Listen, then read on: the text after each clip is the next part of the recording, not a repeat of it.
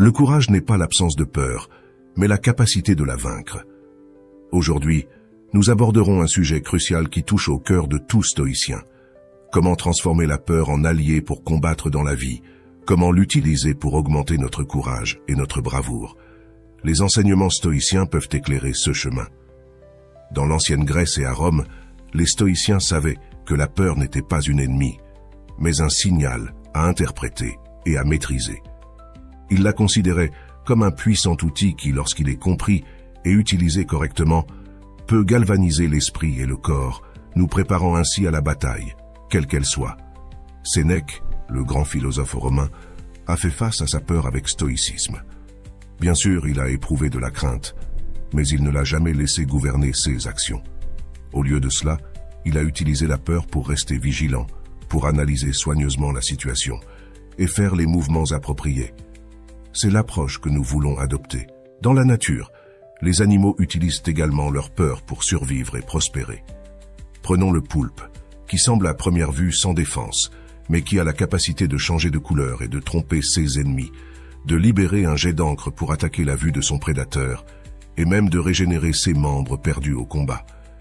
Ces super capacités évolutives sont le résultat de la peur de perdre la vie face à leurs ennemis et le résultat de nombreux échecs de leurs ancêtres. Mais grâce à ces échecs ancestraux, les poulpes sont une espèce assez intelligente et des combattants de la nature. Voilà ce que nous devons apprendre du poulpe. Utiliser notre peur comme un catalyseur pour devenir des combattants plus forts et plus capables.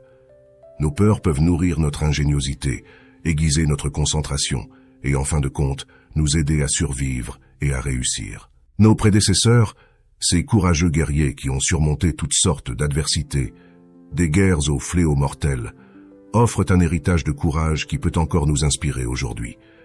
C'est pourquoi je vous encourage à plonger dans l'étude de votre généalogie ou de l'histoire de votre famille. Se lancer dans la construction de son propre arbre généalogique peut devenir une source inépuisable d'inspiration.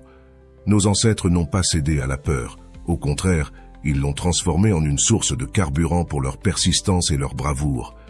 Ils ont réussi à transformer la peur en une étincelle qui a allumé la volonté indomptable de résister, de se battre et de survivre. C'est grâce à cette force et à cette résilience face à la peur que nous, leurs descendants, existons aujourd'hui. En étudiant notre histoire familiale, nous honorons non seulement leur mémoire et leur sacrifice, mais nous nous inspirons également de leur courage. Ce récit de ténacité face à l'adversité, de courage dans des situations désespérées, peuvent agir comme un phare dans nos propres moments sombres. Je vous invite donc à découvrir ces histoires, à vous connecter à vos racines et à vous nourrir du courage ancestral qui coule dans nos veines. Dans notre lignée, nous trouvons un miroir de la valeur qui réside en chacun de nous, une flamme indomptable qui nous pousse à aller de l'avant, malgré la peur. Pour ceux qui craignent le combat de la vie, souvenez-vous, la peur n'est rien de plus qu'une réponse à l'inconnu. Mais une fois que vous connaissez votre ennemi, une fois que vous l'étudiez et le comprenez, la peur perd son pouvoir. Elle devient un guide, un instinct qui vous alerte des dangers et vous aide à élaborer une stratégie efficace. Alors ne fuyez pas votre peur, embrassez-la, acceptez le frisson dans votre estomac comme un signe que vous êtes vivant, que vous êtes prêt pour le combat. Laissez-la affiner vos sens, aiguiser votre esprit. Rappelez-vous toujours ceci, souvent, la peur est la crainte de quelque chose qui n'existe pas, qui n'a jamais eu lieu et qui pourrait ne jamais exister ou se produire. Alors ne permettez pas à la peur de vous paralyser. Canalisez-la, transformez-la en une force positive qui vous pousse en avant. Nous vous rappelons ces paroles de valeur du grand Sénèque. Ce n'est pas que les choses sont difficiles, c'est que nous n'osons pas. C'est parce que nous n'osons pas que les choses sont difficiles. En d'autres termes, c'est notre propre inaction, pas nos circonstances, qui nous arrêtent. Et au milieu du combat, que ce soit sur le champ de bataille physique ou dans les défis de la vie, l'inaction n'est pas une option. Maintenant, pensez à un jaguar, l'un des plus grands et des plus puissants félins de la Terre, particulièrement en Amérique. Le jaguar est un maître de l'utilisation de l'obscurité et de la peur à son avantage. Il marche furtivement la nuit, utilisant l'obscurité comme allié. Ses yeux brillants reflètent une lumière qui semble venir d'un monde différent. Cet animal majestueux ne craint pas l'obscurité. Il l'accepte, l'embrasse, en fait partie. De plus, le jaguar est un excellent nageur, ce qui est assez inhabituel parmi les grands félins. Il n'a pas peur de l'eau et ne se limite pas à un seul type de terrain.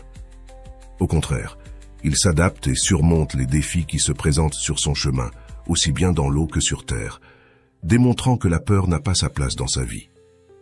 Le jaguar ne fuit pas la peur.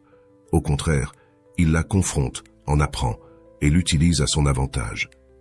Nous pouvons apprendre à voir notre peur comme un jaguar de l'obscurité, de la nuit, non pas comme une menace, mais comme une alliée. Nos peurs peuvent devenir nos plus grands défenseurs, nous poussant à rechercher des stratégies, à nous préparer mieux et, en fin de compte, à augmenter nos chances de succès. Mais cela ne peut se produire que si nous confrontons nos peurs et les défions. Le confort est l'ennemi de la croissance. Si quelque chose vous pousse hors de votre zone de confort, c'est probablement un signe que c'est une opportunité pour la croissance et l'amélioration. Alors franchissez le pas, sortez de cette zone de confort et affrontez vos peurs. Le champ de bataille peut être terrifiant, mais c'est aussi là que naissent les vrais guerriers. Il est important de se rappeler que même au milieu de la peur, il y a de la place pour la gratitude. Comme le dit le philosophe stoïcien Épictète, « Ne demande pas que les choses se passent comme tu veux, si tu ne veux pas qu'elles se passent telles qu'elles se passent, et tu vivras tranquille. » Chaque défi que nous affrontons est une opportunité pour grandir et apprendre. Alors même au milieu du combat, soyez reconnaissants. Remerciez l'opportunité de faire face à vos peurs, de dépasser vos limites et de devenir un guerrier plus fort et plus courageux. Tout d'abord, il est essentiel de comprendre que la peur est une réponse naturelle à la perception du danger ou de la menace. C'est un mécanisme de survie qui a évolué au fil de millions d'années. En essence, la peur nous alerte et nous prépare à affronter des situations potentiellement dangereuses. Dans ce sens, la peur est une alliée, pas une ennemie. Mais le problème survient lorsque la peur nous paralyse au lieu de nous pousser à agir. Cela se produit souvent lorsque notre peur est fondée sur des hypothèses, sur des scénarios hypothétiques, plutôt que sur des menaces réelles. Alors la première étape est de distinguer entre une peur légitime, basée sur une menace réelle et présente, et une peur infondée, basée sur ce qui pourrait arriver. Ce discernement nous mène à l'un des principes fondamentaux du stoïcisme, le principe du contrôle. Les stoïciens divisent le monde en deux catégories, les choses que nous pouvons contrôler et les choses que nous ne pouvons pas contrôler. Nous pouvons contrôler nos propres actions, décisions et attitudes, mais nous ne pouvons pas contrôler les actions des autres, les événements du monde ou les résultats de nos actions. En appliquant ce principe à nos peurs, nous pouvons identifier ce qui est en notre contrôle et ce qui ne l'est pas.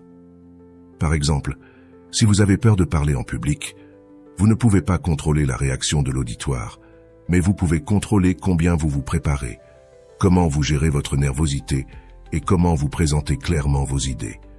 Une fois que nous avons identifié ce que nous pouvons contrôler, la prochaine étape est d'agir. Au lieu d'être paralysé par la peur, nous l'utilisons comme un catalyseur pour l'action. Si vous avez peur d'échouer dans une tâche, utilisez cette peur comme motivation pour mieux vous préparer. Si vous avez peur d'une situation, utilisez-la comme un signal pour développer une stratégie et y faire face. Cette approche d'action avec la peur nous rappelle que, bien que nous ne puissions pas contrôler toutes les circonstances de nos vies, nous pouvons contrôler comment nous répondons à ces circonstances, et dans notre réponse réside notre pouvoir.